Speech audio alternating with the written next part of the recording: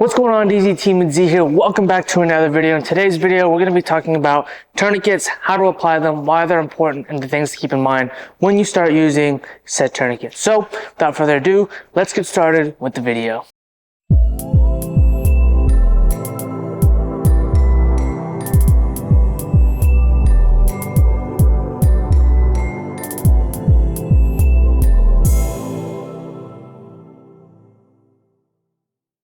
Alright guys, welcome back to another video, and like I said a second ago, we're going to be talking about tourniquet stuff. So some things to keep in mind right off the bat is to make sure that you get a high quality cat tourniquet. There are training tourniquets, and let's stay away from those when we're putting that on our duty gear, whatever we're carrying around with us. I recommend you carry at least one.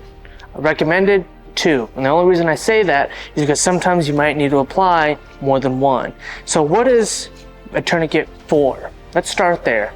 So you have a femoral artery that runs through your arms, down the center of your spine, all the way down to your legs. Now, if that gets injured or penetrated with a bullet wound, a knife wound, whatever, you're going to start bleeding out very, very fast. And you probably won't make it very long spewing out blood that way. So we use a cat tourniquet.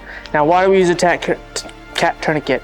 What it does is essentially you cinch it down tight enough to be able to stop blood flow to that extremity. Now, this does not work if you get shot in the torso. You can't put one of these around your stomach and get it tight enough to stop the bleeding there. So then you have to worry about packing the wound and other methods there. But today specifically, we're talking about arm and leg wounds because that's where you're going to apply these cat tourniquets. So without further ado, let's start applying these cat tourniquets and showing you exactly how to do it and how to do it properly and things to keep out for.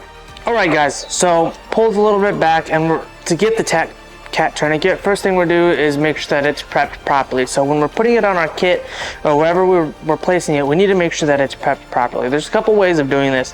You can fold it and have the long end just floating above, so that when you pull it out, you can rip it off and get started on going. So essentially prep it in a manner that you can get access to it very quick.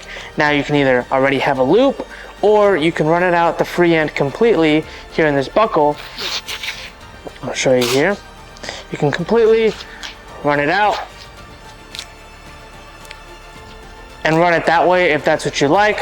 In my experience when I was in the military, when we carried these, the best way for me was to run it through the loop here and keep it already prepped in a manner with a loop. That way, in case we needed to apply it on ourselves and we had nobody with us, we can just slide it on whatever extremity we wanted to put it on. So, prep it in a way that you want it to be prepped. Now, secondly, you don't have to, but one thing, especially if you're keeping this on your person, make sure each individual on your team or your family members has specific tourniquets to them. And why do I say that? Because what we can do here is, you see there's a tab at the end of here. Now what we like to do, and what I did on deployment and some of my teammates did on deployment, is we wrote our blood type right here on the end. So I'm A positive. We wrote it in Sharpie. That way, when we got to the hospital or the medics, they can automatically already know what blood type we were, so they can start blood transfusions a lot faster. Because if I became coherent or my teammates didn't know what my blood type was, it's right here on the tourniquet. So make sure you have plenty for you, your family, your teammates, or whoever. And when you do have it on your teammates or whoever you're rolling with, make sure your blood type is on here. So that's prepping your tourniquet, right? So next, this time tab, you can either loop it like that or loop it all the way through. You're probably going to get a lot bit quicker with the windlass clamps here when the time strap is on the outside of it, loop just like so. So we just shot in the arm, femoral artery, and we're starting to bleed out a lot. What do we need to do? So first things first, right? Make sure it's not Velcro to anything, essentially, right? We want to be able to tighten it down. So the first thing that we're going to do, I'm going to use my left arm here. We're going to just slide the loop on. We're going to slide it, and as we put it on, we want to make sure we go as high up on the arm as possible. So we're not doing it down here. And if there's a gunshot wound up here, right, it doesn't make any sense to have the tourniquet below that wound, right? But if it's up, the wound is up here in the shoulder, good luck getting the tourniquet on there. You're gonna have to start packing it, right? So get as high as you can. And then what you want to do, this is doing it by yourself by the way, all right? You want to pull the free running end as hard as you can, as tight as you can, and try to get the windlass in a good place. The windlass is this little knob here. The windlass in a good place to where you can tighten it down when you're ready, because that's step 2. So when we put it on, you want to tighten it down as tight as you can go. Be careful because you can pinch yourself as well and it's not going to be comfortable for you. But if you're bleeding out, who cares, right? So as high as you can go. Down on the strap. As tight as you can go, like tight, wrench it down. And then lock it in place. Now, and you lock it in place, essentially just putting the Velcro down. And you can let this free running end run.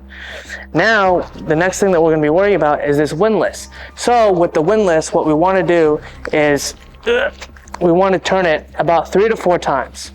So, good luck getting it on 3 times. The tightness from here automatically shouldn't already feel tight enough to where you can start feeling a little bit of restriction of blood flow. That's how you know you started off right. Next, the windlass, you begin to turn it as many times as you can, about 3 times. So that's coming on 2, and it's already very, very difficult. I'm already pinching myself here.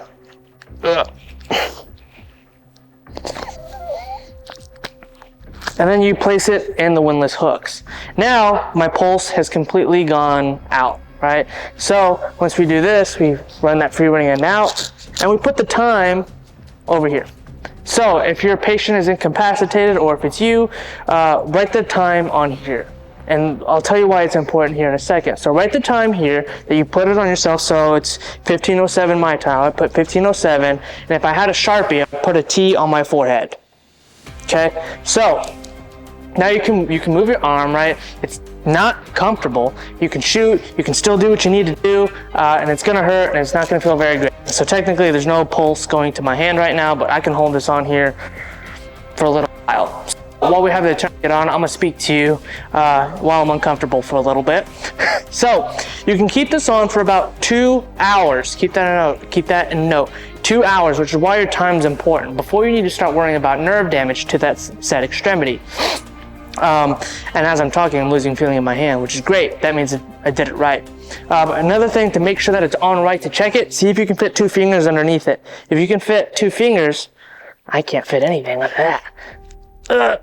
I'm taking it off.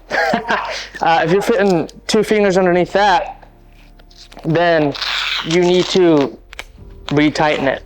Now, you need to be very careful when retightening stuff. Because the moment you let go and the tourniquet comes off, all the blood starts spewing right back out again. And you've already lost a lot of blood, so more blood coming out of you is not great. So if you need to, use a second tourniquet, which is why I said to get recommended at least 2. So 2 hours before you need to start worrying about nerve damage. In 6 hours, if the tourniquet is on for 6 hours, you've probably lost that limb. The limb is gone, it's gonna get amputated. That's just the unfortunate reality of it, but you cut off blood for that limb to that extremity for so long that it's no longer usable. So 2 hours nerve damage, 6 hours, limb's gone. Now again, checking it, right? So let's say you have a casualty and you come down and you have a buddy on the floor or whatever, and you start dragging and the tourniquet's dragging all in the dirt or whatever, you have a family member, whatever the case may be, you're dragging them, they're moving. Tourniquets can get loose. So it is good for you to check the tourniquet to make sure that it is still on there snug with the 2-finger check. And if it's gotten loose, do not, I'm gonna say this twice, do not take it off. Put on a second tourniquet. Because again, you let go of that blood, they start losing blood all over again, and now you have to race against time, and you possibly could have killed them instead of just putting on another tourniquet. So don't take it off unless you only have one. Do your best. So with that being said, make sure you double check it after any kind of movement.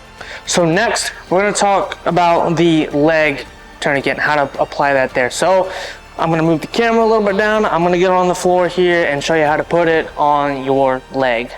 All right, guys. So now let me prep my tourniquet the way I want to. make sure it's sized the way I want to. Just, you know, step one, prepping your tourniquet. And then once I prep it, we're gonna apply it on your leg. Now, it's good to train with this. You may think, why do I need to train with it? A time standard needs to be met. Time standard needs to be met so that your patient or yourself did not bleed out before you stop whatever's going on here. So this is what we're gonna do. Typically you can get a timer, get on the ground. You can get yourself a timer, stand up and say you got hit and start the timer. Have somebody time you on how fast you can put it on. So these time standards are great. First, practice just putting it on, make sure you can get it tight enough to do what it needs to do. And then, if you want, amp it up with your kit. And then second, start doing time standards. Time standards are very, very important. Make sure your whole family's trained on it. Your kids might not like it as much because it is uncomfortable, but it is life-saving skill. So, again, to get the loop, free running end, right? Now we want to apply it on, I'm gonna apply it on my left leg here. So slip it over. And we want to go really, really high with it. So it's almost up in my groin area, pretty much up in my groin area. And we're gonna do the same thing that we did with the top of our arm. So the free running end, right? I'm gonna have it as high as I can go, pull, cinch it down, and start wrenching it back down to lock the Velcro in place. Free running end, cool, I can lock that in a little bit later. Now it's already tight to where I'm starting to feel tension. Now we're gonna grab this windlass and we're going to start twisting. So, it doesn't matter which way. 1, 2, get some Velcro on the way. Okay. Need to go a little bit tighter because I can fit 2 fingers in there. I need to pull that all the way up. Okay, there's 3. So 3 are on my leg. Now I'm going to put the time thing down, put the rest of the Velcro on, put the windlass locked in, write my time, and then put a tourniquet on my forehead. So now, if I need to, I can get back up and do what I need to do.